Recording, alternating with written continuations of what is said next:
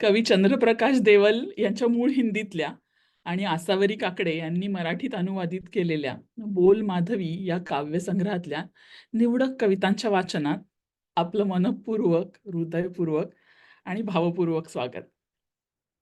सर्वप्रथम आम्ही कोण? जसं तुमच्यापैकी बरेच जण आम्हाला आमच्यापैकी एकीला, दोघींना किंवा तिघींनाही ओळखता, तरी एक छोटासा ओळख प्रपंच. मी नलिनी आणि माझ्या या 2 मैत्रिणी मोनिका आणि सुमेधा. आम्ही एकमेकींना जून 1980 पासून ओळखतो. हुजूरबागेच्या पहिलीकडच्या उजवीकडच्या बाकांच्या रांगेत शेवटच्या 3 बाकांवर आम्ही बसायचो पुढे मागे. तिथून आमची हळूहळू मैत्री झाली. मग ती मैत्री घट्ट मैत्रीत तिचं रूपांतर झालं. मग कमी झालेला संपर्क तरीही मैत्री सुरू राहिली आणि आता तर संपर्काची इतकी साधनं आहेत, की आमची मैत्री कंटिन्यूड राहिलेली आहे. असा हा आमचा गेल्या 43-44 वर्षांचा मैत्रीचा प्रवास. मी सध्या सिंगापुरात असते. सुमेधा अमेरिकेत, तर मोनिका पुण्यात. आम्ही तिघी शाळेपासून तशा नाटकात, वक्तृत्वात, नाट्यवाचनात मध्ये असं लुडबुड करत असायचो. कोविडमध्ये मग पुन्हा एकत्र आलो आणि काहीतरी चांगलं वाचूया असं असं तिघींना वाटत होतं, म्हणून आम्ही रेग्युलरली भेटायला लागलो आणि त्यातून आम्हाला गवसली आणि भावली माधवी. तर ही माधवी कोण? माधवी ही राजा ययातीची मुलगी. महाभारतातल्या उद्योग पर्वामध्ये विश्वामित्रांचा शिष्य गालव याचं एक उपाख्यान आहे. विश्वामित्र ऋषी गुरुदक्षिणा म्हणून गालवाकडून 800 श्यामकर्णी म्हणजे काळ्या रंगाच्या कानांच्या घोड्यांची मागणी करतात. अतिशय दुर्मिळ असलेले हे घोडे मिळवण्यासाठी गालव ययाती राजाकडे जातो. ययातीला ते देणं शक्य नसतं आणि याचकाला विनमुख पाठवायचं नाही, म्हणून ययाती चक्क आपली मुलगी माधवीच गालवाला देतो. माधवीच्या कथेला इथपासून सुरुवात होते. माधवीला एका वेद ऋषीचा वर प्राप्त झालेला असतो. त्यानुसार ती अपत्यांना जन्म दिल्यानंतरही पुन्हा कुमारिका होणार असते. हे कळल्यावर गालव तिला घेऊन अयोध्येच्या राजाकडे जातो आणि 200 घोड्यांच्या बदल्यात माधवीला 1 वर्षासाठी एक मुलगा म्हणजे राजाला वारस होईपर्यंत त्याच्याकडे ठेवतो. मुलाला जन्म दिल्यानंतर पुन्हा कुमारी झालेल्या माधवीला मग गालव अजून 2 राजांकडे 1-1 वर्ष 1-1 मुलगा होईपर्यंत ठेवतो आणि मोबदल्यात त्या दोघांकडून सुद्धा 200 घोडे मिळवतो. अशा प्रकारे घोडे मिळवण्याचं साधन झालेल्या माधवीला उरलेल्या 200 घोड्यांसाठी गालव विश्वामित्रांकडे सोपवतो. विश्वामित्रांनाही तिच्यापासून एक मुलगा होतो. मग 4 मुलांना जन्म देऊनही चिरतरुण राहिलेल्या माधवीला गालव राजा ययातीकडे परत करतो. परत आलेल्या माधवीचं ययाती स्वयंवर असतो. पण एवढं सगळं झाल्यानंतर आलेल्या राजांना, योद्ध्यांना, ऋषीमुनींना सुद्धा सोडून माधवी स्वतः तपोवनात निघून जाते आणि आपलं उरलेलं आयुष्य तपोवनातच व्यतीत करते. तर अशी माधवीची कथा. पण ही माधवी आम्हाला का भावली? माधवी का भावली ह्याचं उत्तर द्यायचं झालं तर या काव्य संग्रहाचं शीर्षक बोल माधवी आणि हा काव्यसंग्रह एका कवयत्रीचा नसून एक कवी मनाचा पुरुष एका स्त्रीला सांगत आहे, आता तरी बोल, आता तरी सांग की तू हे का केलंस? वडिलांच्या आज्ञेचं पालन म्हणून की तुला स्वतःला हे पटलं म्हणून की आणखीन काही वेगळंच कारण आहे? सांग, सांग माधवी, स्त्री कधी बोलणारच नाही का? चंद्रप्रकाश देवलजींनी बोल माधवी या काव्यसंग्रहाच्या रूपाने स्त्रीच्या वेदनेचं जणू महाभारतच आपल्या सगळ्यांपुढे मांडलेलं आहे. यातल्या आम्ही ज्या निवडक कविता सादर करणार आहोत त्या सर्व कवितांमध्ये आजही त्या सर्व कवितांमध्ये आजही महाभारत काळ हाच वर्तमान काळ आहे याची जाणीव आम्हाला तिघींनाही तीव्रतेने झाली आणि मनात आलं, खरंच आजच्या युगात तरी सगळ्या स्त्रिया स्वतःसाठी जगायला शिकल्या आहेत का? की अजूनही खूप जणी स्वत्व विसर्जित करतच जगतायत आणि त्यातच धन्यता मानतायत? नेमकं हेच देवलजींच्या मनाला भिडलं असावं आणि म्हणूनच प्रत्येक वेळी, प्रत्येक कवितेतून ते सांगतायत, "अगं बोल, स्वतःला काय हवंय ते पारखायला शिक." एखाद्या पुरुषाची समस्त स्त्री जातीविषयीची तळमळ आपल्या सगळ्यांसमोर आणावी, यासाठी आमचा हा छोटासा खटाटोप. या काव्यसंग्रहात एकूण 38 कविता आहेत. त्यापैकी निवडक 8 कविता आम्ही सादर करणार आहोत. आपण आधी सगळ्या कविता ऐकू आणि मग गप्पांकडे वळूया. तुमचे अनुभव, मतं, प्रतिक्रिया आणि चर्चा ऐकायला आम्ही तिघी नक्कीच उत्सुक आहोत.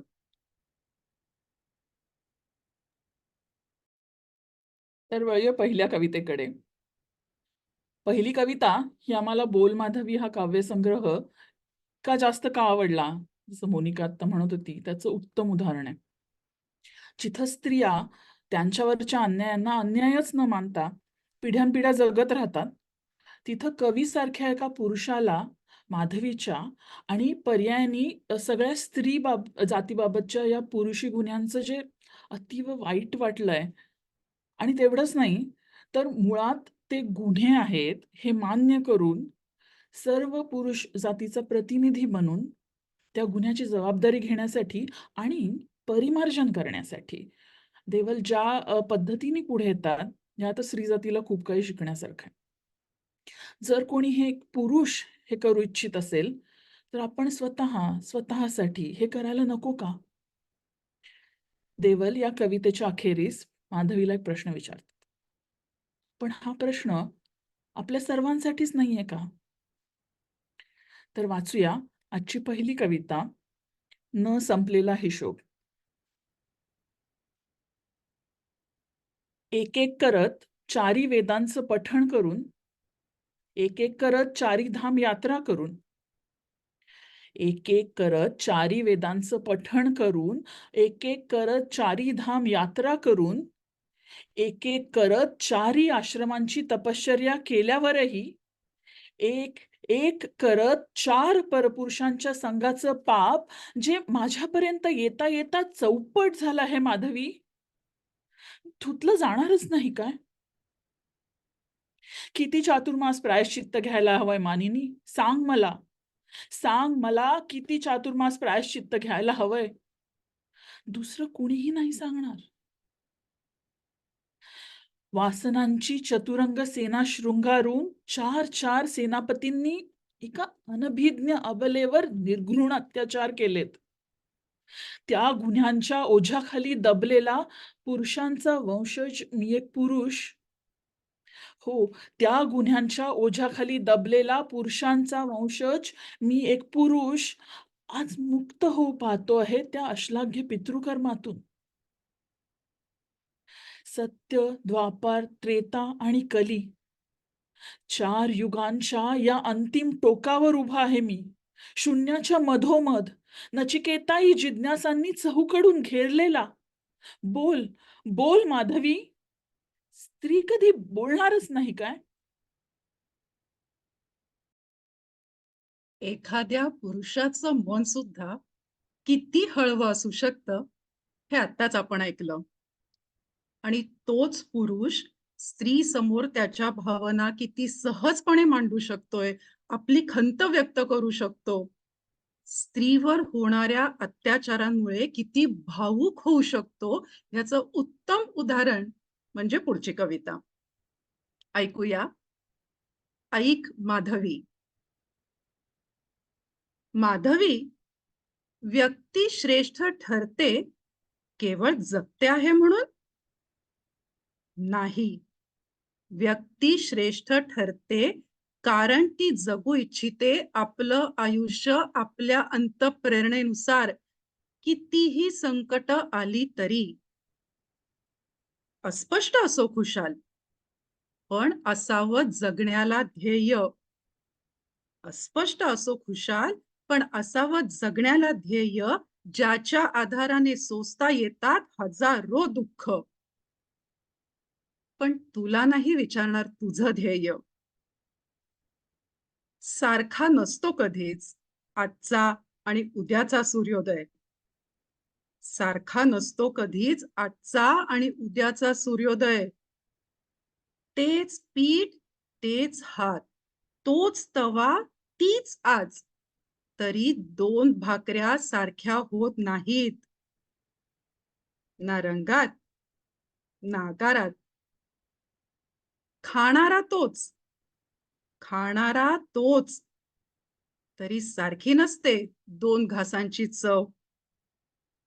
सृष्टीत कधीच नसतात एकसारखे दोन वृक्ष. एकसारखी नसतात दोन दुःख, दोन विचार, दोन श्रद्धा.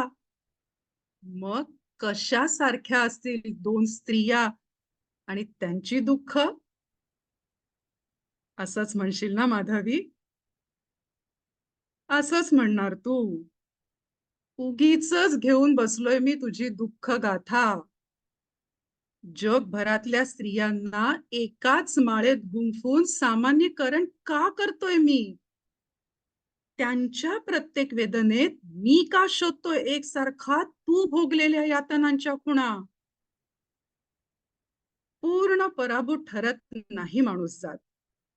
सगळे एक एकटे आपापल्या सीमेपाशी आपापल्या तऱ्हेने जगत असतात आपापले पराभव. पण ह्या सर्व पराभूतात एक साम्य असतं, पराभव.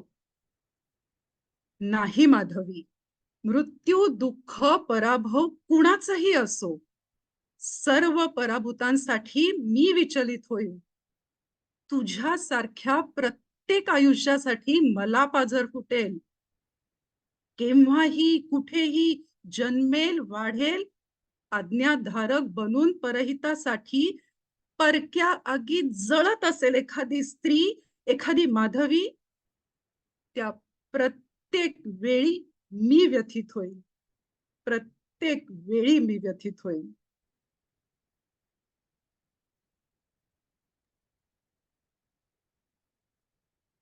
पुढच्या कवितेमध्ये कवीनी माधवीला एक प्रश्न विचारलाय. तो म्हणतो, माधवी, पुरुष जातीला तू ओळखत नाहीस का? युगानुयुग पुरुष आपल्या स्वार्थासाठी स्त्रियांचा वापर करत आलेत. जसा गालव आणि पिता असूनही ययाती तुझा वापर करतायत. पुरुषांनी नियम बनवायचे आणि स्त्रियांनी ते मुकाटपणे पाळायचे. हे माहीत असूनही, समजत असूनही तू ते का स्वीकारतेस? स्त्रिया ते का स्वीकारतात? कवितेचं शीर्षकच कवीची हतबलता दाखवतं. तुझं तूच जाणे. आपल्याकडे युगानुयुग प्रचलित आहे एक फसवा शब्द. आपल्याकडे युगानुयुग प्रचलित आहे एक फसवा शब्द, पतिव्रता, जो पूजला जातो स्त्रियांच्या जगात. ओल्या ढलपीसारखी धुमसणारी प्रत्येक स्त्री अभिमानानं उच्चार करते ज्याचा, पतिव्रता. तुला घृणा येईल इतिहास पाहताना. याच शब्दाच्या जादूनं संमोहित होऊन जिवंतपणी मरत जळत राहिल्या कितीतरी स्त्रिया आपल्या पतीच्या राज्यात. पुरुष कवींनी स्तोम माजवलं त्यांचं. पंडितांनी उघडली आपली शास्त्र, रचली सती महात्म्य, भरून टाकल्या पोथ्या अशा आख्यानांनी. जबरदस्तीनं सती जायला लावून जय जयकारांच्या घोषात गाडून टाकले त्यांचे आक्रोश. हा धर्म, हे संस्कार. हा धर्म, हे संस्कार फक्त स्त्रीसाठीच का? कधी पडला नाही प्रश्न कुठल्या स्त्रीला? का लागू होत नाही ही आचारसंहिता आपल्या अर्धांगाला? स्त्रीसाठीच का असतात सगळ्या परीक्षा? खरं सांग माधवी, तुला माहित नाही का की आपल्याकडे नाही मानला जात स्त्रीचा वंश. ती घुसळली जाते फक्त दह्यासारखी. दुधाच्या साईचं लोणी बनवून स्वतः पाणीदार ताक होऊन राहते ती. लोणी तर नेहमी दुधाचंच म्हटलं जातं. दह्याला काय किंमत? ते घुसळलं जातं ताकासाठी. माधवी, बघ, किती चतुर आहे पुरुष नावाचा प्राणी. त्याला माहीत असतं, लोणी मिळवण्यासाठी थोडा वेळ दह्याच्या मार्गानं जावं लागतं दुधाला. त्याच्याशिवाय काही गत्यंतर नाही, त्याचा नाईलाज आहे हा. नाहीतर आत्तापर्यंत त्यानं केव्हाच भाजून खाल्लं असतं गं स्त्रीला, सशासारखं. माधवी, पिता झाला ना तरी तो पुरुषच. तो नेहमी तसाच असत आलाय. पिता विश्वामित्र मेनकेला झालेल्या शकुंतलेलाही सोडून गेला होता जन्मतःच जंगलात मालिनी नदीच्या काठी. तरी बरं की तिचं रक्षण केलं शकुंत पक्षांनी आणि नाव दिलं आपलं. नाहीतर काय झालं असतं तिचं? पित्यानं नाही दिलं तिला आपलं नाव आणि तिचं नाव पुत्राला लावता येत नाही. स्त्रियांची नावं तरी का ठेवली जातात मग? स्त्रियांची नावं तरी का ठेवली जातात मग? यासाठीच का, की पित्याला म्हणता यावं, "बाळ माधवी, जा गालवाबरोबर. तुला हवाली केलंय नरकवेदनांच्या." राहून राहून मला एक प्रश्न पडतो माधवी. राहून राहून मला एक प्रश्न पडतो माधवी, की असं सगळं असूनही उवेसारख्या किड्या एवढ्या पुरुषाला का मानते स्त्री शिरोधार्य? माहीत असूनही की उवा तिचंच रक्त शोषणार. खरंच माधवी, तूच जाणे तुझं रहस्य. तुझं तूच जाणे हे सांगून सुद्धा कवीचं मन त्याला स्वस्थ बसू देत नाहीये. तो परत परत विनंती करतोय, माधवी, विचार कर. पण खरं सांगू, आज आत्ता इथे उपस्थित असलेल्या सगळ्यांना मी विनंती करीन की ही पुढची कविता ऐकता ऐकता किंवा ऐकून झाली की 2 मिनिटं घ्या आणि विचारा स्वतःला, मी कोण आहे, मला काय हवंय, माझी इच्छा काय आहे. अशी वेळ येऊ देऊ नका की स्वतःची इच्छा समजूच शकली नाही किंवा दुसऱ्यांसाठी जगता जगता स्वतः जगायचं राहूनच गेलं. ह्यापेक्षा आणखीन दुर्दैव काय असू शकतं. पुढच्या कवितेचं नाव आहे विचार कर माधवी. आदिम इच्छांच्या या जंगलात निरर्थक आहे तुझा केशसंभार. दाट भुवया, लज्जेमुळे आरक्त झालेले गाल, तुझं निरागस स्मितहास्य. बाहेर पड या भाबड्या भावुकतेच्या धुक्यातून आणि समजून घे, नीलवर्ण का वाटतंय आकाश तुला. नशेची माधुरी चढते जितकी चटकन त्याच्या दुप्पट वेगानं उतरते. नशेची माधुरी चढते जितकी चटकन त्याच्या दुप्पट वेगानं उतरते आणि नंतर वेदना, असह्य वेदना. वेदनेची कसली पूजा माधवी, ओळख आपलं आराध्य. गर्भधारणा प्रसूती हेच सर्वश्रेष्ठ सुख नाही स्त्रीचं. गर्भधारणा प्रसूती हेच सर्वश्रेष्ठ सुख नाही स्त्रीचं. आणि समजा समजा असेल हेच सर्वश्रेष्ठ सुख तरी तुझा पुत्र नाही होणार चक्रवर्ती सम्राट. जो चक्रवर्ती होईल तो असेलही तुझा पुत्र, पण तू असणार नाहीस राजमाता. कुठे कुठे विसरून आलीस तू आपलं जग. का तुला अजून सापडलेलंच नाहीये. तुला झालंय तरी काय. तुझं संवेदन उत्कटता, तुझं स्वत्व, तुझं स्थान, तुझी स्वप्न, तुझ्या इच्छा अगं दुसरं कोणी काय सांगणार? आपलं स्थान, आपलं स्थान आपणच निर्माण करावं लागतं. तू आपला विचार कर. जागी हो, जागी हो. स्वत्वाचं भान ठेव. खरंच 1 मिनिट सगळ्यांनीच आपण विचार करूया, अ, की आपल्याला जे काही हवंय ते आपण त्याचा आपण विचार करून तसं जगतोय का? आणि पुढच्या कवितेकडे वळूया. तर आत्तापर्यंत कवीनं विविध पद्धतीनं स्त्रीला स्वतःच्या सुखाकडे, स्वतःच्या अपेक्षांच्याकडे, स्वतःच्या स्वत्वाकडे बघण्याची कळवळून विनंती केली आहे. पण परंपरेचे साखळदंड तोडणं हे म्हणावं तितकं सोपं नसतं. फ्रेंच फेमिनिस्ट आणि फिलॉसॉफर सिमॉन दी बुआ म्हणतात की one is not born but rather becomes a woman. म्हणजे आपल्याला लहानपणापासून स्त्रीत्वाची एक चौकट पडवलेली असते आणि त्यात आपण असं पक्क बसावं म्हणून आपल्याला तयार केलेलं असतं. त्या चौकटीचं महात्म्य आपल्या मनावर रोज बिंबवलेलं असतं. पण समजा समजा की ही चौकट स्त्रीला झुगारायची नसेल.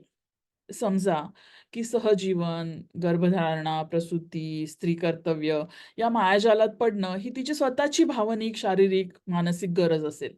तरी देवल त्या सीमारेषेवर उभ्या असलेल्या स्त्रीला एक अखेरचा सल्ला देतात. ते काय सांगतात ते ऐकूया पुढच्या कवितेत. कवितेचं शीर्षक आहे तृषा. पुरुषांच्या या मायावी सरोवरात पुरुषांच्या या मायावी सरोवरात आपली तृषार्त ओंजळ बुडवण्याआधीच एकदा निरखून घे माधवी स्वतःला. एकदा निरखून घे माधवी स्वतःला पाण्याच्या या आरशात. कारण कारण त्यानंतर तरंगांमध्ये विस्कटून जाईल आरसा. काळाच्या सरळ रेषेवर मग तो उमटवेल थांबे. काळाच्या सरळ रेषेवर मग तो उमटवेल थांबे. बालिका, किशोरी, प्रौढा, वृद्धा विभागून टाकेल तुला अवकाशाच्या सपाट विस्तारावर. नात, मुलगी, सून, आजी, पणजी असं कुठं कुठं वाटून टाकेल तुला. मिसळून टाकेल तुझं अस्तित्व काल आणि अवकाशाच्या व्याप्तीत. तू होशील एक वर्तुळ. तू होशील एक वर्तुळ. मग काय होईल तुझ्या तहानेचं? म्हणूनच माधवी, पुरुषांच्या या मायावी सरोवरात आपली तृषार्त ओंजळ बुडवण्याआधीच एकदा एकदा नीट निरखून घे स्वतःला. आत्ता कवितेत जसं आपण बघितलं, की एखादी स्त्री किती वेगवेगळी नाती निभावत असते किंवा असं म्हणू तिला किती नाती निभावी लागतात. नात, मुलगी, आई, सून अनेक नाती. पण खरं सांगू, आता वेळ आली आहे हे जाणून घेण्याची की ही नाती आपला फक्त वापर करून घेण्यासाठी जोडली जात आहेत, की त्या नात्यात खरंच ती आर्तता आहे हे पारखायला शिकण्याची. कारण सत्य हेच आहे, की आपली मदत दुसरं तिसरं कुणीही नाही, तर ती स्वतः आपल्यालाच करावी लागते. आणि कदाचित म्हणूनच कवी सगळ्यांना अलर्ट करतायत आणि सांगतायत, सख्यांनो, आत्ताच जाग्या व्हा. अजूनही वेळ गेलेली नाही. बोला. किती काळ गप्प बसून सहन करत राहणार आहात? जाग्या व्हा. पुढच्या कवितेचं नाव आहे, किती काळ निद्रिस्त राहशील माधवी.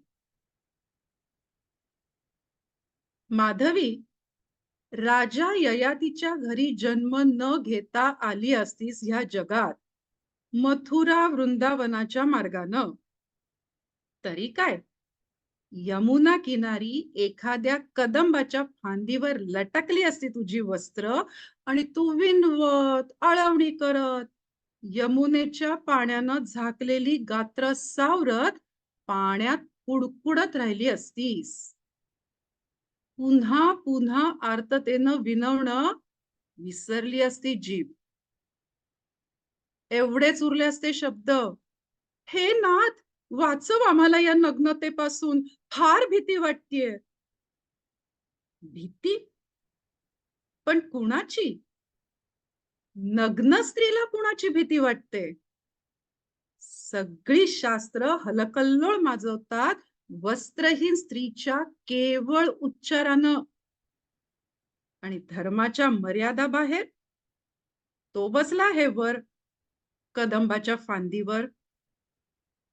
काय बघण्यासाठी? पण त्याची समदृष्टी कुणालाही वाटत नाही असम. श्रद्धे इतकी अंध असत नाही ग बघणाऱ्याची दृष्टी. त्या बघू बघू डोळ्यांना सर्वस्व दाखवण्यासाठीच तर जात असते अबला. एखाद्या समर्था घरी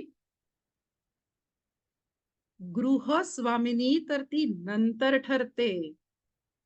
गृहस्वामिनी तर ती नंतर ठरते, जेव्हा शिळी भाजी भाकरी घशाखाली घालता घालता ती स्वतःच शिळी होऊन जाते. पाणवठ्यावरून घरादारासाठी पाणी आणता आणता तिच्या जोडव्यांची रुणझुण झिजून जाते. त्यानंतर पक्क्या खड्यावर खडे मारायला कोणी येत नाही.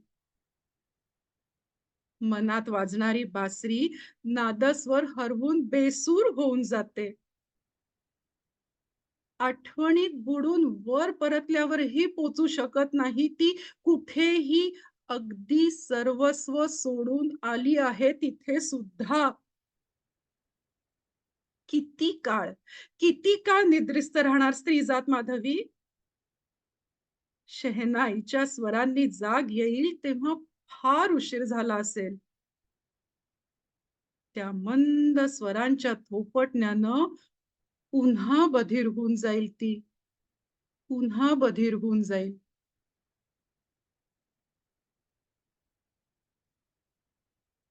स्त्रीला कधी तळमळून तर कधी गोडीनं, कधी घाबरवून तर कधी आशा दाखवून, कधी प्रखर विरोध करून तर कधी तिच्या कलानं, अशा विविध पद्धतीनं जागं करायचा प्रयत्न देवलांनी केलाय.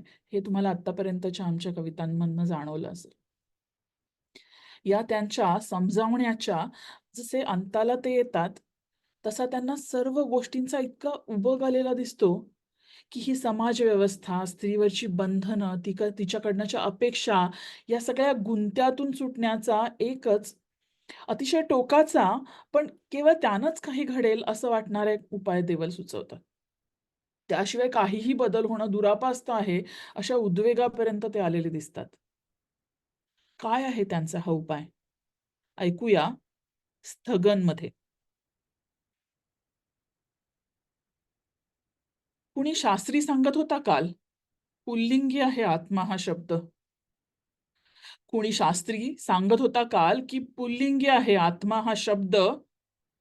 मला वाटतं माधवी, स्त्रीला आत्मा एकतर असतच नाही, स्त्रीला आत्मा एकतर असतच नाही, आणि असलाच तर तो नक्की स्त्रीलिंगी असणार, ज्यामुळे जन्मोजन्मी स्त्री स्त्रीच राहील, वाहत राहील पौरुषाचं ओझं.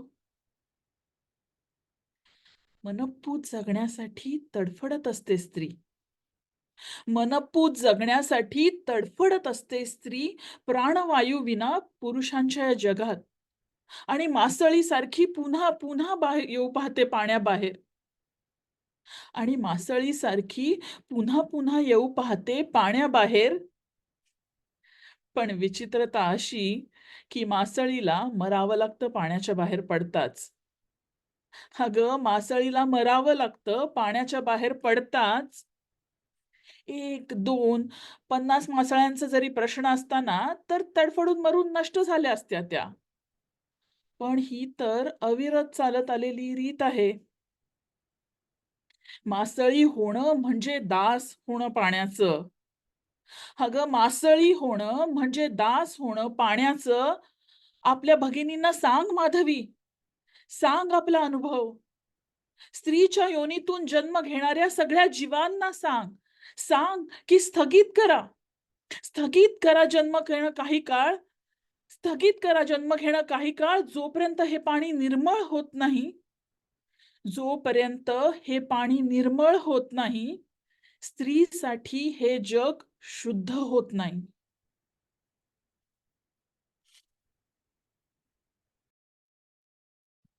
आता बोल माधवी या काव्यसंग्रहातली आम्ही निवडलेली शेवटची कविता. यात कवी म्हणतो, माधवी, स्त्री जर मुक्तपणे बोलली, वावरली, वागली तर काय काय साध्य करू शकते याचा विचार कर. स्वतःची क्षमता, शक्ती, प्रेरणा, ओळख. आधीच्या कवितांमधून डोकावणारी अगतिकता, हतबलता आणि निराशा थोडी बाजूला ठेवून तो एक साधा पण स्पष्ट निरोप माधवीला उद्देशून, पण खरं म्हणजे प्रत्येका स्त्रीला देतोय. तुला काय हवंय ते ठरव आणि तुझ्या शब्दामध्ये सगळ्या जगाला सांग. कवितेचं शीर्षक आहे अनिषिद्ध जिज्ञासा.